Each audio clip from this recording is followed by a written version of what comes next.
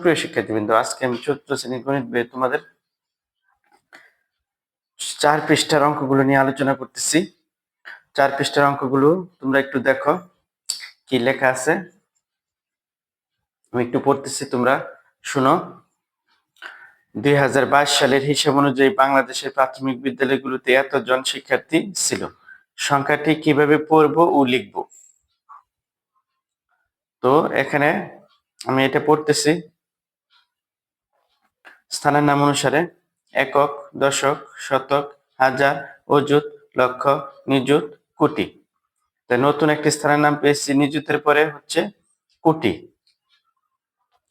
এই নতুন স্থানের নাম হচ্ছে কোটি। 1 কোটি হলো 10 নিযুত এবং লেখা হয় 1 কোটি, 1 দিয়া 7টি শূন্য, এটা হচ্ছে 1 কোটি। তো এই স্থানের নামটি এখন আমি পড়তেছি, দেখো। স্থানের নাম অনুসারে একক, দশক, শতক, হাজার, অযুত, লক্ষ, নিযুত, কোটি। তাহলে এককের ঘরে আছে 1, দশকের ঘরে 9, শতকের ঘরে 0, হাজারের ঘরে 6, অযুতের ঘরে 4, লক্ষের ঘরে 0, নিযুতের ঘরে 1, কোটির ঘরে 2। তাহলে সংখ্যাটি হবে 2 কোটি, লক্ষ এবং নিযুত মিলে হয় লক্ষ, 10 লক্ষ। 2 কোটি 10 লক্ষ, অযুত এবং হাজার মিলে হয় হাজার। 2 কোটি 10 লক্ষ 46,091। তাহলে সংখ্যাটি হচ্ছে 2 কোটি 10 লক্ষ 46,091। তো আমরা বুঝতে পারছি নতুন স্থানের নাম কোটি। এই কোটির কারণে সংখ্যাটি হবে 2 কোটি 10 লক্ষ 46,091। এখন আমরা এই সংখ্যাটি আন্তর্জাতিক ভিত্তিতে গণনা করব। আন্তর্জাতিক ভিত্তিতে নতুন আরেকটি স্থানের নাম আছে, সেটা তোমরা জানবা। আমরা সাধারণত জানি দেশীয় রীতিতে যে সংখ্যা পদ্ধতি গণনা করি সেটা হচ্ছে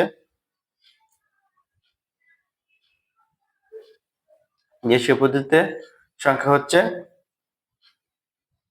অযুত, লক্ষ, নিযুত, কোটি। কিন্তু আন্তর্জাতিক পদ্ধতিতে হচ্ছে নিযুত বা 10 লক্ষকে সাধারণত আমরা 1 মিলিয়ন বলা হয়। 1 মিলিয়ন আমরা জানি, 10 লক্ষে 1 মিলিয়ন, 10 লক্ষই হচ্ছে 1 মিলিয়ন। তাহলে আমরা আন্তর্জাতিক ভিত্তিতে সংখ্যাটি গণনা করব একক, দশক, শতক, হাজার, লক্ষ, কোটি। এখানে হাজারের পরে লক্ষ, কোটি হয়, কিন্তু আন্তর্জাতিক ভিত্তিতে হাজারের পরে হয় মিলিয়ন।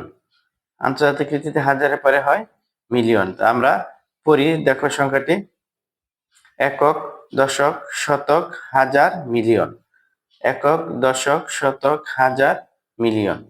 আন্তর্জাতিক ভিত্তিতে সাধারণত 3 ঘর পরে পরে কমা হয়।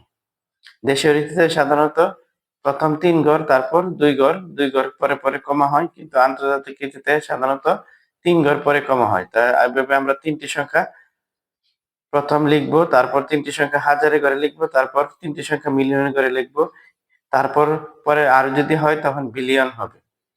তো আমরা এভাবে পড়ি, এককের ঘরে 1, দশকের ঘরে 9, শতকের ঘরে 0, হাজারের ঘরে 6, 4, 0 এবং মিলিয়নের ঘরে 1, 2। তো দেশীয় পদ্ধতি আন্তর্জাতিক পদ্ধতির মধ্যে ব্যবধানটা হচ্ছে, দেশীয় পদ্ধতিতে সাধারণত একক, দশক, শতক, হাজার, অযুত, লক্ষ, নিযুত, কোটি এই সংখ্যাগুলি হয়ে থাকে।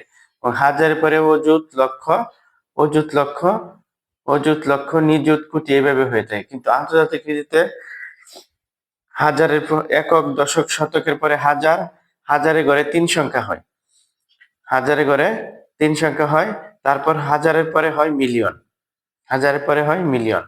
তো এখানে এককের ঘরে 1, দশকের ঘরে 9, শতকের ঘরে 0, হাজারের ঘরে 6, 4, 0, মিলিয়নের ঘরে 1, 2।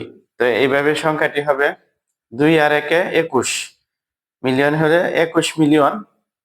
এখানে হাজারের ঘরে 3টি সংখ্যা যেহেতু 0, 4, 6 আছে, তাহলে 46,000, 21 মিলিয়ন 46,091, 21 মিলিয়ন 46,091।